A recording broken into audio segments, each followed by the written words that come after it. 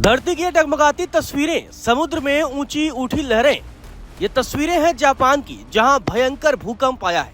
जोरदार भूकंप के झटके महसूस किए गए और भूकंप की तीव्रता 7.6 मापी गई, जिसके बाद से जापान में सुनामी का अलर्ट भी जारी किया गया है। बताया गया है कि समुद्र में 10 फीट से ऊंची लहरें उठ सकती हैं, जो भयंकर तबाही मचा सकती हैं। जिसने जापान का भूकंप देखा, उसने कहा कि मैंने ऐसा भयानक भूकंप कभी महसूस नहीं किया। आपको बता दें कि 7.6 तीव्रता के झटकों से जापान थर्राया है। बताया जा रहा है कि 50 किलोमीटर की गहराई में इसका केंद्र था। ये तमाम तस्वीरें आप देखिए, ये तस्वीरें इस बात की गवाही दे रही हैं किस तरीके से जापान में इस भूकंप का असर देखने को मिला है।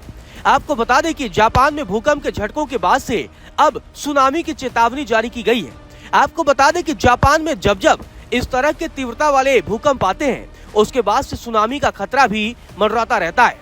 आपको बता दें कि सुनामी कई बार जापान में भयंकर तबाही मचा चुकी है। ऐसे में एक बार फिर से जापान के उत्तरी तट से दूर समुद्र में एक शक्तिशाली भूकंप आया है। जापान के मौसम वैज्ञानिकों ने बताया है कि भूकंप की तीव्रता लगभग 7.6 थी। भूकंप के बाद देश के पूर्वोत्तर तट के लिए सुनामी की चेतावनी जारी कर दी गई है।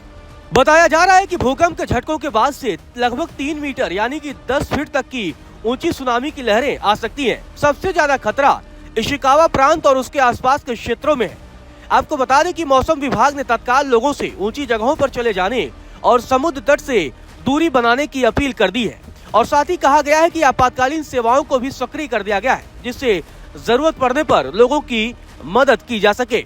वहीं fire and disaster management agency की तरफ से बताया गया है कि भूकंप में 23 लोग घायल हो चुके हैं, जिसमें से एक की हालत गंभीर है। वहीं सरकार की तरफ से कहा गया है कि सुनामी और भूकंप से हुए नुकसान का अंदाजा लगा रही है, जो जापान के मुख्य होंशु द्वीप के सबसे उत्तरी इलाके आओमोरी के तट से लगभग 50 मील दूर पैसिफिक महासागर में रात करीब 11:15 के आसपास आया था। वहीं विदेशी मीडिया रिपोर्टों के मुताबिक जो खबर सामने आई है, उसमें कई स्थानीय नागरिकों ने जो अपना बयान दिया है, वो बेहद ही सोचने वाली बात है। एक नागरिक ने कहा कि मैंने कभी इतना बड़ा झटका महसूस नहीं किया। जापान मौसम विज्ञान एजेंसियों की तरफ से कहा गया है कि आओमोरी के दक्षिण के इवाते प्रांत के कुजी पोर्ट में 70 सेंटीमीटर की सुनामी भी मापी गई है और दूसरे तटीय इलाकों में 50 सेंटीमीटर तक की सुनामी भी आई है। जापान में सुनामी का अलर्ट जारी हुआ तो न्यूक्लियर प्लांट्स की तुरंत जांच की गई। न्यूक्लियर रेगुलेशन अथॉरिटी की तरफ से बयान जारी किया गया और कहा गया कि आओमोरी में रोकाशो फ्यूल रीप्रोसेसिंग प्लांट में लगभग 118 गैलन पानी फैल गया है, लेकिन सुरक्षा को लेकर कोई चिंता नहीं है।